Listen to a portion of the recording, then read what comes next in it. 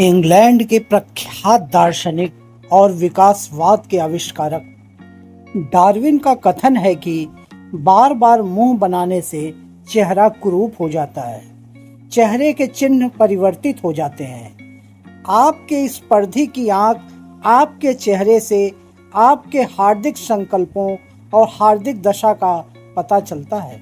यहाँ तक कि जो व्यक्ति सदा हंसता रहे वह प्रसन्नचित्त बन जाता है और जो हर समय चिंतन करता रहे वह चिंतक बन जाता है। इस प्रकार जो हर समय क्रोध तथा शोक करे उसके चेहरे तथा आंखों में सदा क्रोध व शोक ही टपकता रहता है।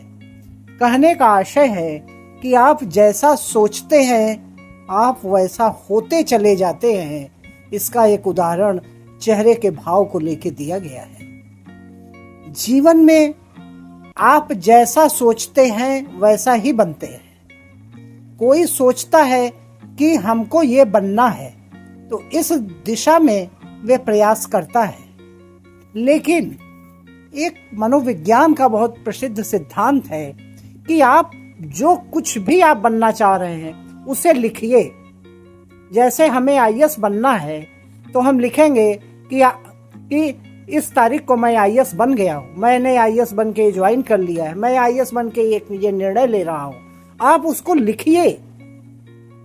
बहुत लोग कहते हैं लिखने से क्या होगा, क्या तकदीर बदलेगी? विश्वास मानिए मित्रों, बार बार लिखने से, बार बार चीजों को करने से वही जो आप बोलते हैं, जो आप प्रतिध्वनि करते हैं, जो आप लिखते हैं, वही लौट के आकाश से आपके पास आता है और फिर वही आपके जीवन में घटित होने लगता है। उल्टा नाम जपा जग जाना वाल्मीकि भय ब्रह्म समाना। जब मरा मरा कहने से आकाश में उच्चारण राम राम होने लगा और वही लौटा वाल्मीकि के पास, तो प्रकांड विद्वान बन के वाल्मीकि पैदा हो गए। इस बात में विश्वास करिए, जो आप बनना चाह रहे हैं उसे बार बार कहिए, बार बार कल्पना करिए कि मैं ये बन गया हूं, मैं ये कर रहा हूं।